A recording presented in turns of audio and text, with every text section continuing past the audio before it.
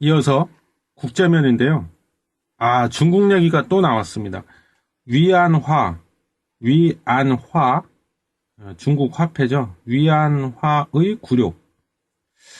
이거 참, 위안화, 발음하기가 참 힘들어요. 예. 위안화의 가치가 지금 떨어지고 있다, 뭐 그런 내용인데, 참, 미국의 저 이상한 아저씨, 트럼프 아저씨 때문에도 지금 골머리가 썩고 있는 중국인데, 설상가상으로 위안화 가치까지 떨어지고 있네.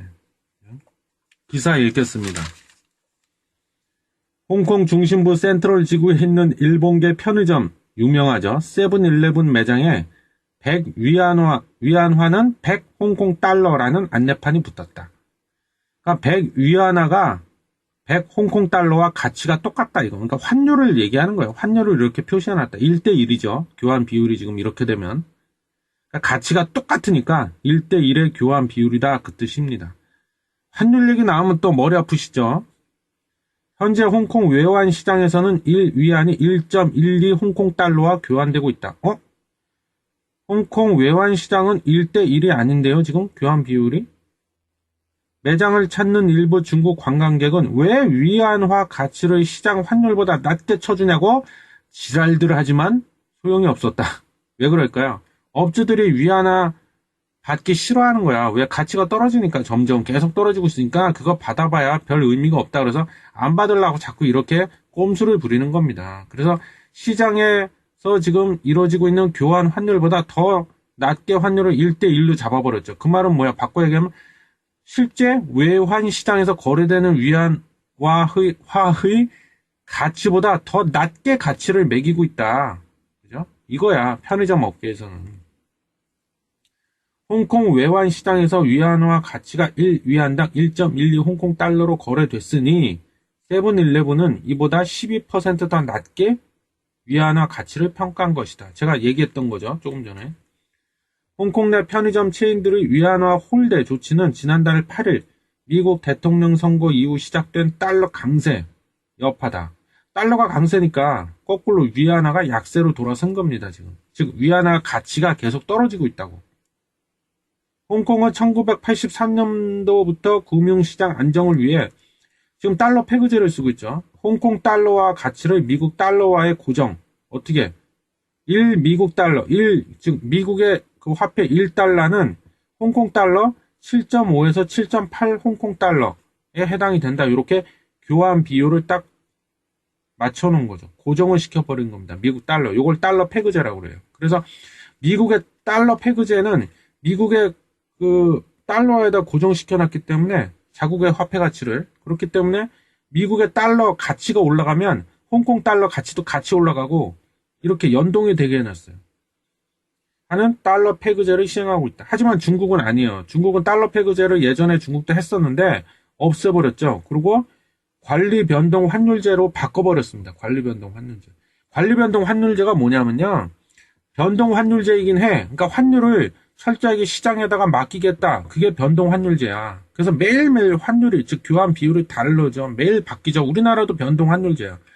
근데 변동 환율제이긴 한데 관리 변동 환율제다. 뭐냐면 그 환율이 오를 때도 있고 내려갈 때도 있을 거 아닙니까? 그 구간, 최대 구간과 최소 구간을 그 내에서만 변동, 환율이 왔다 갔다 오르락 내리락 할 수 있게끔 매일매일 중국 정부에서 관리를 해준다는 거야. 그래서 기준 고시를 숨이 차네요. 기준 고시 환율을 미리 딱 오늘은 얼마 이렇게 딱 정해놔요. 그럼 그 범위 안에서만 변동, 왔다리 갔다리 하게끔 그 범위 안에서만 놀게끔 만들어 놓은 게 관리 변동 환율제다. 그러니까 변동 환율제이긴 한데 철저하게 환율을 시장에다 맡기지 않겠다는 뜻이죠. 중국은 아시겠지만 공산국가잖아요. 완전한 시장 경제 체제가 아니란 말이에요. 그래서 중국이 참 어정쩡하죠. 정치는 공산주의인데 사회주의야 공산주의야. 갑자기 또 헷갈리네. 예, 제가 일단 공산당 일당 독재 국가는 맞죠. 예. 근데 경제는 또 시장 경제를 따라가고 있어요. 근데 그것도 또 100% 완전한 시장 경제라고 말하기도 어려워. 왜? 정부가 또 관리를 하고 막 개입을 하니까 이 환율제도 하나만 봐도 딱 알 수가 있잖아요. 그러니까 제가 보기엔 중국이요 좀 무서워하는 것 같습니다. 뭘 무서워하냐면 완전한 시장 경제 체제를 도입을 해버리면 나중에 통제할 수가 없게 될까봐 좀 거기에 대해서 굉장한 뭐랄까 좀 뭐라고 해야 돼 강박증 일종의 뭐 강박증 신경쇠약 이런 게 있는 것 같아요. 근데 그럴 수밖에 없는 게 또 하나 또 이해하려면 이해는 할 수 있죠. 예를 들면 그 우리나라 97년인가 8년도 외환위기 터져갖고 완전 시장 개방한 이후로 물론 우리가 뭐 거의 자발적으로 개방한 건 아니지만 100% 완전히 그 외국 자본의 시장을 완전히 개방하면서 다 털리는 거를 바로 옆에서 중국이 다 지켜봤거든 그걸. 그러니까 겁을 집어먹을 수밖에 없겠죠. 그렇습니다. 이 얘기는 나중에 또 뭐 관련해서 나오면 자세히 하고요. 이러한 환율제도 차이 때문에 위안화 가치가 올 들어 미국 달러화 대비 하락하자 홍콩 달러 대비 위안화 가치도 동반 하락했다. 그죠? 일단 여기까지 기사 내용은 실제 그 거래되는 외환시장에서 위안화와 홍콩 달러 교환 비율은 1대 1.2인데 그 홍콩 시내 그 편의점이라든가 이런 데서 거래되는 위안화와 홍콩 달러 교환 비율은 1대 1.2가 아닌 1대 1이다. 그럼 1대 1과 1대 1.2의 차이가 뭐냐? 뭐겠어요? 교환 비율이 1대 1일 때 위안화 가치가 이게 가치가 더 낮다는 얘기예요. 1대 1.2일 때 위안화 가치가 더 떨어진다는 얘기. 1대 1이라는 의미가 위안화가 더 가치가 낮다는 뜻이에요. 그러니까 그거죠. 위안화를 사용하는 사람 입장에서 봤을 때는 외환 시장에서보다 왜 실제로는 내가 갖고 있는 이 위안화의 가치를 더 낮게 책정을 하냐 이거죠. 그럼 내가 물건을 그만큼 조금밖에 살 수가 없잖아. 내가 갖고 사용하는 내 돈의 가치가 떨어진다는 거는 반대로 물건값이 상대적으로 비싸졌다는 얘기니까 물건을 더 많이 살 수가 없다는 얘기야. 그러니까 열 받을만 하죠, 이 사람들이. 그러니까 막 편의점 업주한테 항의하고 있다 이거죠. 그러면 중국 정부로서도 이게 좋아할 일이 아니겠죠. 중국 정부는 2009년부터 위안화를 미국 달러에 버금가는 국제통화로 만들기 위해 노력 많이 했죠. 예? 우리나라도 기축통화국이 될 수 없을까? 뭐 이런 마음으로. 그죠? 그래서 부단히 노력을 많이 해왔습니다. 그동안 중국 정부가. 미국 달러화처럼 위안화도 세계 곳곳에서 널리 사용되는 통화로 만들겠다는 것이었다. 10월에는 위안화가 국제통화기금, 즉 IMF죠. IMF의 특별인출권 SDR을 구성하는 통화로 편입되는 개가를 올리기도 했다. 요게 뭘 의미하는지만 또 설명을 할래도 뭐 1시간, 2시간 걸리는데 나중에 하고요. 그냥 여기 기사에 잠깐 나왔으니까 그 통화는 준비 자산 통화로서의 기능이 있습니다. 무역결제 통화로서의 기능도 있지만 준비 자산 통화로서의 기능도 있습니다. 그래서 이 IMF의 위안화가 IMF의 특별 인출권 구성 통화로 편입이 됐다는 것은 위안화가 세계적으로 준비 자산 통화로서 인정을 받았다 그 뜻이에요. 준비자산 통화, 뭐 투자자산 통화, 무역결제 통화 이런 게 많이 있는데 내용이 너무 방대하고 복잡해서요. 나중에 언급하겠습니다. 시간이 너무 걸려서. 외환시장 관계자는 그러나 중국령인 홍콩에서조차 위안화 보유를 꺼리는 것은 국제통화를 지향하는 위안화의 굴욕적인 일이라고 평가했다. 굴욕이네 굴욕. 우리는 위안화 별로 안 좋아해 싫어해 그냥 안 받을래 이렇게 돼버리니까 쓰지도 않을 거야 이렇게. 중국 정부가 이렇게 기축통화처럼 만들려고 노력을 많이 했는데 거기다 찬물에 갖다 확 끼얹어버리는 거죠. 외환시장 관계자는 이거 읽었구나. 읽은 거고 위안화 약세 흐름을 내년에도 지속해 나갈 가능성이 높다. 중국 중앙은행은 인민은행은 위안화 가치 하락에 대한 기대 심리를 불식시키려고 미국 달러화를 공격하기 시작했답니다. 인민은행이. 열받잖아. 뚜껑 열리잖아. 그러니까 미국의 달러화를 막 공격을 하기 시작했대요. 어떻게 공격을 해? 뭐 어떻게 공격해? 뭐 미국에다 미사일을 쏘겠어요?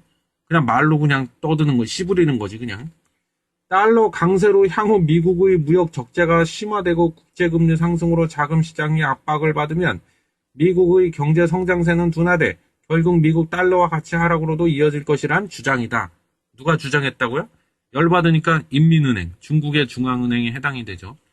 근데 사실은 중국에는 중앙은행 제도가 없어요, 사실은. 엄밀히 말하면 중국에는 중앙은행이 없습니다. 근데 인민은행이 중앙은행의 역할을 일부 좀 하고 있어. 그래서 그냥 암묵적으로 인민은행이 결국엔 중국의 중앙은행이다 이렇게 그냥 쳐주는 거지. 엄밀히 말하면 인민은행도 중앙은행은 아니에요. 중앙은행 격인 거지. 그렇습니다. 그래서 이제 열받으니까 이런 식으로 인민은행이 씨부리면서 공격을 했다, 달러화를. 근데 제가 봐도요, 이 기사에도 나와 있으니까 하는 얘기인데요. 만약에 내년에 진짜 달러 가치가 만약에 계속 상승해, 막. 그래갖고, 뭐, 환율이, 달러 원 환율이 만약에 1200원, 심지어 1250원, 60원 막 이렇게 올라버리면, 미국으로서도 좋을 게 없습니다, 별로. 그렇게 되면 수출이 안 돼, 미국도.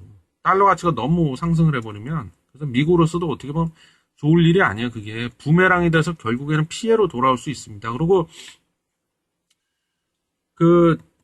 중국, 그러니까 미국에 만약에 어떤 기업이 있다고 했을 때, 좀 부연 설명 좀 더 해보겠습니다. 미국에 어떤 기업이 있다고 했을 때, 그 수출 기업이야. 만약에 수출 기업이라고 쳐요. 근데, 수출을 하려면 이제 완제품을 만들어야 되는데, 완제품을 만들기 위해서는 거기에 들어가는 원자재, 재료가 있을 거 아닙니까?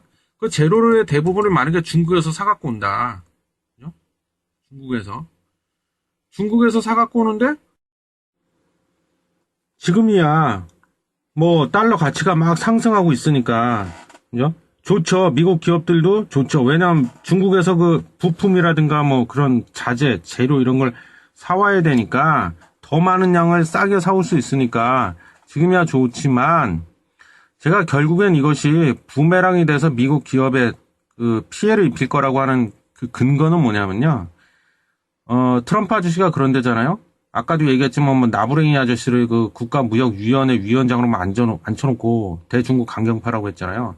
이제 막 중국을 좀 속된 말로 막 조질라고 지금 온갖 만반의 준비를 다 해나가고 있는 과정인데 환율 조작국으로 지정을 해버릴 가능성이 제가 보기에 뭐 100%는 아니지만 매우 높아요. 그래서 환율 조작국으로 지정을 한다는 거는 그 이면에 숨어있는 그 의도는 뭐냐면요.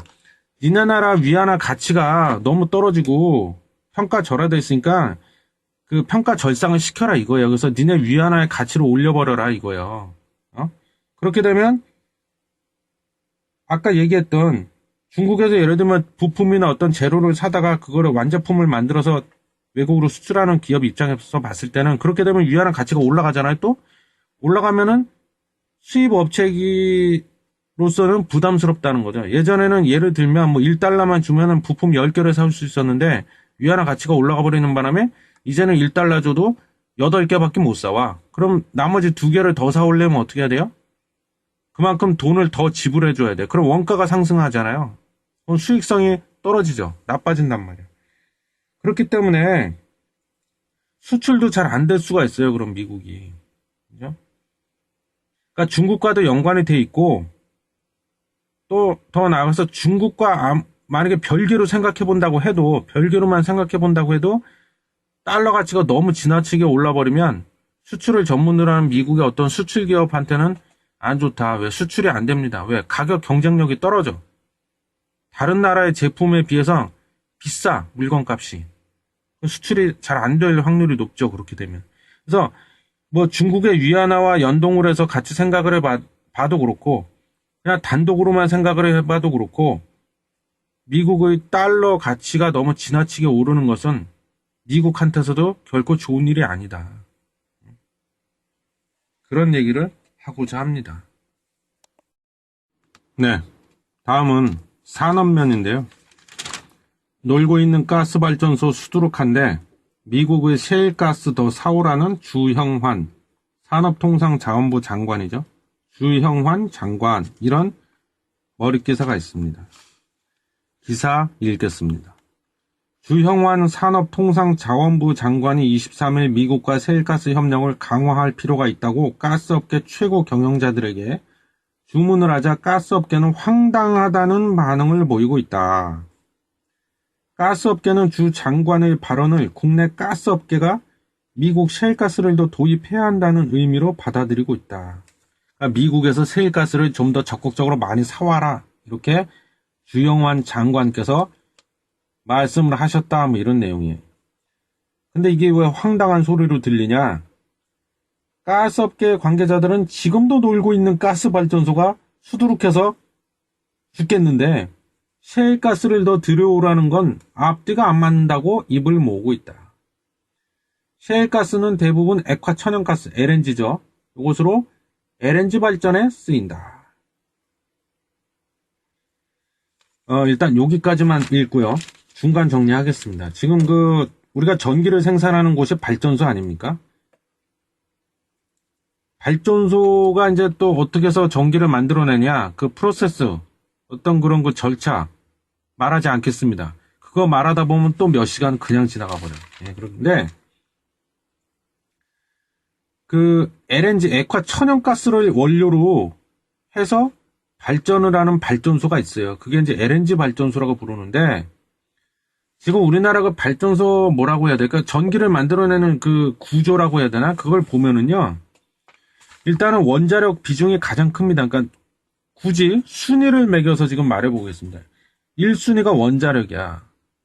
원자력 발전소 우리나라에 많지 않습니까? 그래서 원자력을 이용해서 전기를 생산해내는 발전소를 원자력 발전소. 그래서 그러니까 전기를 생산해내는 그 연료, 그냥 연료라고 하겠습니다. 연료가 원자력인데, 그 연료의 비중 중에서 원자력 비중이 가장 크다. 그게 첫 번째 1순위다. 그래서 왜 그러냐면요. 발전을 하기 위해서 그 발전을 했을 때, 즉, 전기를 생산하는데 그 단가, 비용이 들어가지 않습니까?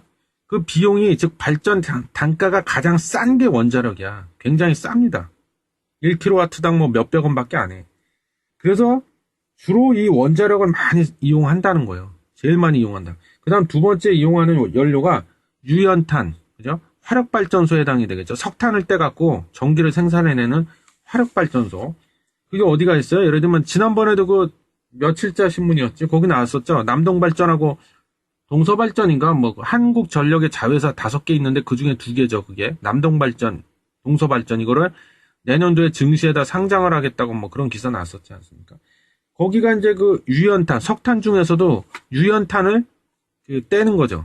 그걸 태워서 전기를 만들어낸다. 그 화력발전소. 그래서 가장 첫 번째 1순위가 원자력이고, 두 번째가 유연탄을 이용한다. 그리고 세 번째가 무연탄을 쓰고요. 그 다음 네 번째가 LNG를 이용합니다. 액화천연가스 LNG. 요건 네 번째. 그 다음 순서가 석유를 떼. 그 다음에 열병합이란 게 있는데, 열병합 발전소라고 가끔 신문에 나오는데 아마 보신 기억이 있을 겁니다. 그래서 거의 뭐 이게 정확한 비중은 아닌데요. 거의 한 80% 이상이 다 원자력과 석탄이에요.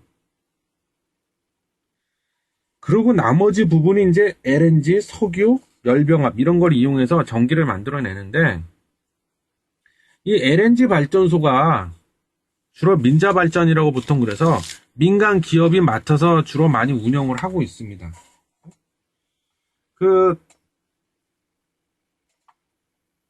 앞서 말씀드린 그 한전의 5개 발전 자회사도 물론 LNG를 쓰긴 써요. 안 쓰는 건 아니야. 쓰는데 그 비중이 매우 낮다. 주로 LNG를 이용해서 그 전기를 생산하는, 즉 LNG 발전소는 주로 민간 기업이 많이 소유를 하고 운영을 하고 있습니다. 그 민간 기업이 어디냐 예를 들어본다면 SK-ENS 비상장사죠. GS에너지, SK가스, E1 주로 이런 데가 그 LNG를 이용한 LNG 발전소를 운영하고 있습니다. 근데 이게 지금 이 기사의 내용은 뭐냐면, 그 LNG를 이용하는 그 LNG 발전소가 지금 다 가동 중지 상태다 이거예요. 가동을 안 하고 있다는 겁니다. 왜? 가동을 할 필요가 없어. 왜냐면 일단 아까 말했지만 원자력과 석탄, 즉 유연탄, 그것만으로도 이미 전기를 충분히 만들어내고 있기 때문에, 그래서 이런 LNG를 이용한 그런 발전소를 운영하고 있는 그런 LNG 발전소, 즉 민자 발전사, 아까 얘기했던 SK ENS라든가 이런 데가 막대한 수익을 올리려면요, 어떻게 돼야 막대한 수익을 올릴 수 있을까요? 이런 민자 발전사들이. 왜냐하면 이게 좀 이런 말하기가 좀 그렇지만 하여튼 블랙아웃 현상이 자꾸 벌어져야 돼. 블랙아웃. 2011년도인가? 제가 정확히 기억이 안 나는데 그때 우리나라가 난리도 아니었죠. 전력 수급에 문제가 생겨갖고 공급이 딸려갖고 막 블랙아웃. 그래서 엘리베이터가 갑자기 막 서버리는 바람에 119가 와서 막 그 안에 갇혀있는 사람들 구조해내고 이런 게 막 뉴스에 자주 나오고 그랬었는데 그렇게 돼야만 돼. LNG 발전사가 풀 가동을 하려면. 예? 왜냐면 그 원자력과 유연탄, 즉 원자력 발전소와 이 화력 발전소에서 아무리 밤새도록 뺑이를 쳐가지고 전기를 만들어내도 공급이 턱없이 딸릴 때, 부족할 때, 그죠?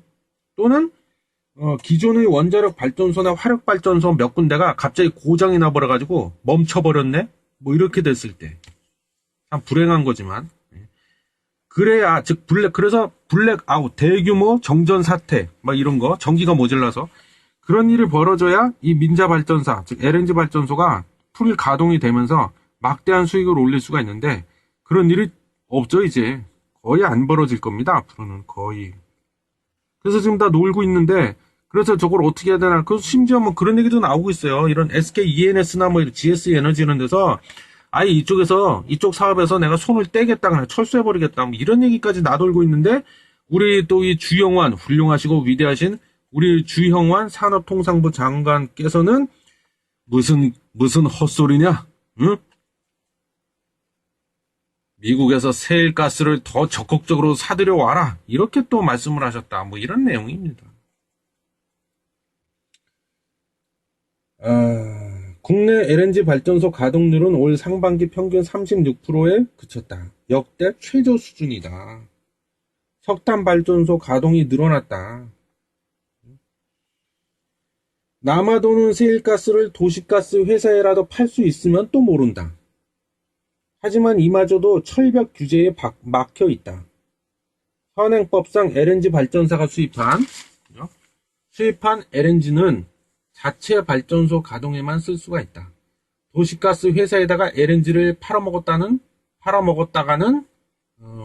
잡혀간다 이거죠. 그래서 지금 현재 도시가스 회사에다가 LNG를 팔 수 있는 권리는 오로지 공기업이네 이거 그죠? 한국가스공사가 독점하고 있다. 그러니까 오로지 유일하게 한국가스공사만이 LNG를 도시가스 업체에다가 팔 수가 있다는 거죠. 그럼 여기서 말하는 도시가스 업체는 참고로 어디냐? 앞서 말씀드린 SK ENS의 자회사로 코원 에너지 서비스라고 있습니다. 그게 이걸 하고 있죠. 그래서 이 코원 에너지 서비스는 주로 수도권입니다. 서울 주로. 아니야, 서울만 하고 있나 지금? 하여튼 뭐 그래요. 그리고 저 삼천리, 자전거 만드는 삼천리 말고 삼천리라는 또 도시가스 회사가 있습니다. 거기는 주로 내가 알기로 인천 지역을 맡고 있는 거예요. 그래서 이게 도시가스도 이게 웃긴 게 뭐냐면요. 권역별로 다 할당이 돼 있습니다. 예를 들면 뭐 코원 에너지 서비스는 서울만 맡아서 해라. 아니면 뭐 삼천리는 인천만 해라. 뭐 제주도는 어디가 해라. 부산은 어느 쪽이 해라. 이런 식으로 다 나눠져 있어요. 케이블 TV도 비슷하죠. 케이블 TV도 권역이 다 나눠져 있죠. 근데 그 케이블 TV 같은 경우에는 권역을 이제 없앤다 뭐 이런 얘기도 나오고 있는데 도시가스는 모르겠습니다. 앞으로 어떻게 될지. 다 나눠져 있어요. 그래서 그 LNG 같은 경우에는 주로 이제 발전소에서 그 발전 연료로 많이 쓰이고 그 다음에 우리 가정용 난방 연료로도 많이 쓰이죠. 그래서 아까 말씀드린 코원 에너지 서비스라든가 뭐 삼천리 이런 데를 통해서 가정용 그 난방 연료로 도시가스를 공급받고 있죠, 우리가. 근데 한국가스공사가 독점을 하고 있다. 뭐를? 한국가스공사도요, LNG 발전을 하고 있습니다. 그래서 그 자기네가 발전 연료로 쓰기 위해서 들여온 그 LNG를 도시가스 회사에다가 가정용 난방 연료로 공급해줘라 하고 이렇게 홀라당 팔아먹을 수 팔아먹을 수가 있다. 근데 그 타 회사들은 팔아먹을 수가 없다. 그죠? 그래서 한국가스공사가 독점하고 있다. 뭐 그런 내용의 얘기인데, 일단, 마무리 짓겠습니다. 우리 철없는 우리 또 그 주영환 산업통상부 장관께서 헛소리를 하셨다. 네, 이게 핵심 기사입니다. 이어서 같은 산업면인데요. STX 얘기가 나왔습니다. 참 가슴이 아픕니다. STX 상패될라 채권단 매각 착수 이런 머릿기사고요. STX그룹 모체인 주식회사 STX가 내년 1월 경영권 매각 절차에 착수한다. 올해 완전 자본 잠식으로 상장 폐지 가능성이 높아지자 채권단이 서둘러 새 주인 찾기에 나선 것이다. 상장 폐지 가능성이 높아지고 있답니다. 조선업계 관계자는 내년 4월 초 사업 보고서가 나오기 전에 매각을 마쳐야 주식회사 STX는 상장 폐지를 면할 수 있다며 채권단이 다음 달부터 매각에 속도를 낼 것이라고 말했다. 똥줄이 탓이나 봅니다. 주식회사 STX는 지난 9월 말 현재 부채가 자산보다 많아 자기 자본이 마이너스 3천억이다. 한국거래소 상장 규정에 따라 연말 기준으로도 완전 자본 잠식 상태가 지속이 되면 주식회사 STX는 자동으로 상장 폐지 절차를 밟게 된다. 자본 잠식이란 말이 나는데요. 그 부분 자본 잠식이 있고요. 완전 자본 잠식이 있습니다. 말 그대로 자본을 잠식했다고, 자본을 다 갉아먹었다고 그 뜻이에요. 안 좋은 겁니다. 그래서 제가 그 STX 재무상태표를 좀 봤거든요. 봤는데 여러분들이 앞으로 기업에 관심 있다거나 내가 또는 이 종목, 이 주식을 한번 사볼까 하실 때 기업 분석을 필히 하셔야 되는데 그 중에 하나가 재무제표 분석은 그건 기본 중에 기본이죠. 그 중에서 이 재무상태표를 눈여겨보셔야 됩니다. 그 다음에 손익계산서, 현금흐름표, 자본 변동표 물론 다 봐야죠. 다 중요한데 재무상태표를 제가 좀 봤는데요. 그러니까 이게 자본 잠식이란 뭐냐? 일단 정의부터 내리면 말 그대로 자본을 잠식했다 그거라고 그랬잖아요. 즉 갉아먹었다. 그 말은 뭐냐면 초기에 자본금이 있을 거 아닙니까? 그 기업이 갖고 있는 자본금. 그 자본금이 더 불어날 수도 있고 늘어날 수도 있다는, 불어날 수도 있고 오히려 줄어들 수도 있는데 어떻게 얘기를 해야 될까? 그러니까 기본 자본금이 있고 이 회사가 이제 영업 활동을 할 거 아닙니까? 그래서 매출도 올리고 막 이래서 그럼 단기 순이익이 발생하지 않습니까? 그럼 분기별로 단기 순이익이 적자가 날 수도 있고 흑자가 날 수도 있어. 근데 단기 순이익이 흑자가 났다 그러면은 거기서 또 그 순이익이 난 거에서 또 일부는 적립을 합니다. 적립을 하고 남는 돈이 있어요. 남는 돈. 그건 이제 잉여금이라고 그래. 그죠? 더 정확히 표현하면 재무상태표상으로는 이익 잉여금이라고 되어 있는데 남아있는 이익이다 이거야. 적립을 하고 나서 남은 돈, 잉여 그런 뜻이 그런 거잖아요. 잉여. 남아있는 이익이다. 단기 순이익 중에서. 남아있는 단기 순이익, 이익이다. 그게 기존에 원래 갖고 있는 자본금에 흑자가 나면은 그 이익 잉여금만큼 플러스가 된다는 거야. 예를 들면 자본금이 원래 100억인 이 회사인데 분기마다 사업 보고서를 발표하지 않습니까? 사업 보고서상에 보니까 예를 들면 2분기야. 2분기 동안에 열심히 영업을 해가지고 영업 활동을 해서 이 회사가 단기 순이익이 예를 드는 거예요. 50억이 났어. 흑자가 났어. 50억의 이익으로 올렸어. 그러면 그 중에서 적립금 예를 들어서 10억을 빼서 적립을 해놓고 그럼 남아있는 그 잉여금이 얼마 40억이잖아요. 그럼 자본금 100억에다가 그 40억을 더해. 그럼 총 140억이지 않습니까? 그게 자기 자본이 되는 거예요. 다른 말로는 자본 총계라고도 불러요. 자기 자본이랑 자본 총계는 같은 말이야. 회계 용어인데 전부 다 좀 머리가 아프시죠? 골치가 아프죠? 회계만 나오면. 근데 아셔야 됩니다. 기업을 분석하기 위해서는 즉 주식 투자를 하시려면 반드시 하셔야 돼요. 이거를. 근데 만약에 이번 2분기에 단기 순이익이 적자가 났네? 영업을 제대로 못해가지고 적자가 나버렸어. 손해를 봤네? 얼마 손해 났냐? 단기 순이익이. 만약에 마이너스 50억 즉 시쳇말로 빵꾸가 나버렸네. 그러면 자본금 100억에서 그 50억을 까는 거예요. 빼버려야 돼. 그럼 얼마야? 100억에서 50억 빼면 50억밖에 안 남아. 그렇게 되면 자기 자본 총계가 50억으로 확 줄어버리는 거죠. 자본금을 까먹었다고, 갉아먹었다고, 자본금을. 그거 안 좋은 거야. 그래서 원래 좋은 회사는요, 자본금 100억이다 그러면 증자를 하지 않는 이상은 자본금은 변동사항이 없겠죠, 당연히.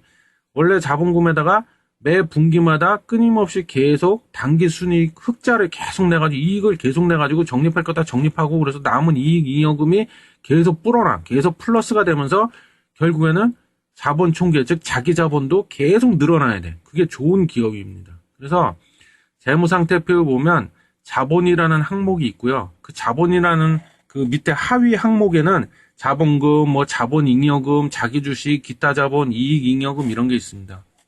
그런 거를 그래서 자본금에다가 플러스 더하기 자본잉여금, 자기주식, 기타 자본, 이익잉여금 이런 걸 전부 다 더해서 나온 게 뭐다? 자본 총계, 총계라는 말 있잖아. 총, 토탈, 자본 총계.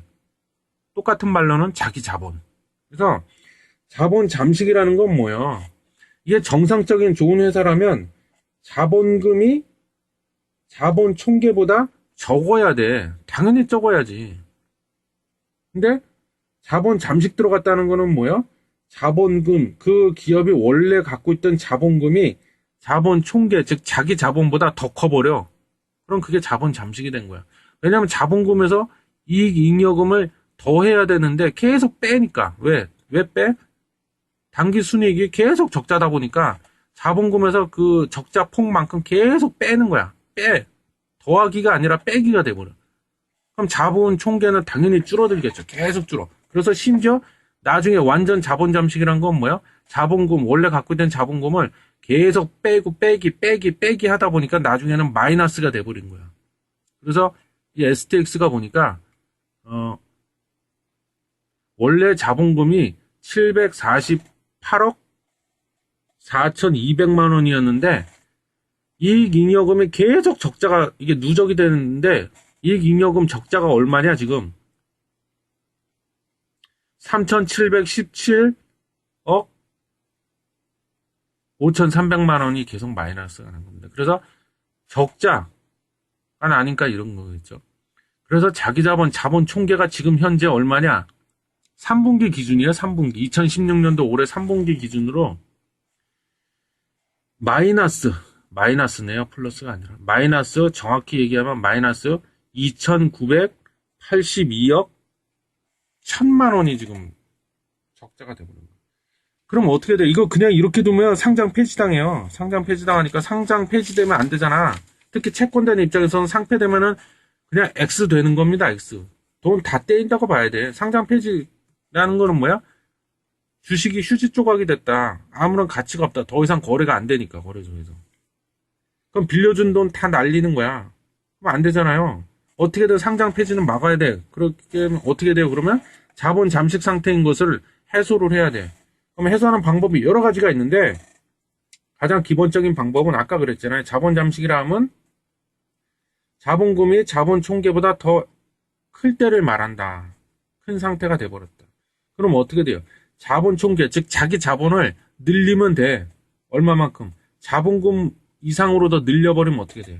늘리면 됩니다. 그게 뭐야? 증자하면 돼요. 증자. 그래서 주식회사 STX의 지분 70.55%를 갖고 있는 채권단은 구주를 매각한다. 즉 자기가 갖고 있는 그 주식을 그냥 팔아서 대출금을 회수한다고 일부를 매각하면서 이와 동시에 신주 발행을 통한 유상 증자를 통해 자본을 확충하는 방안을 검토하고 있다. 왜? 상장 폐지 막아야 되니까. 자본 확충이라는 말이 또 심심치 않게 기사에 보면 나오는데요. 말이 어렵죠. 자본 확충. 자본금을 늘린다고. 그죠? 자본금 늘리는 가장 대표적인 방법이 뭡니까? 유상증자하면 돼. 그래서 그 얘기예요. 그래서 상폐될 위기에 처했기 때문에 왜? 자본 잠식 상태이기 때문에. 그것도 완전 자본 잠식 상태. 그래서 채권단이 상폐를 막기 위해서 이런 매각을 하려고 하고 있다. 뭐 그 내용입니다. 이거는 아셨죠? 네. 그 주가를 잠깐 봤는데요. 정말 눈물이 앞을 가립니다. 눈물이. 당연히 이럴 수밖에 없죠. 바닥이 어딘지 끝을 모르고 추락하고 있네요.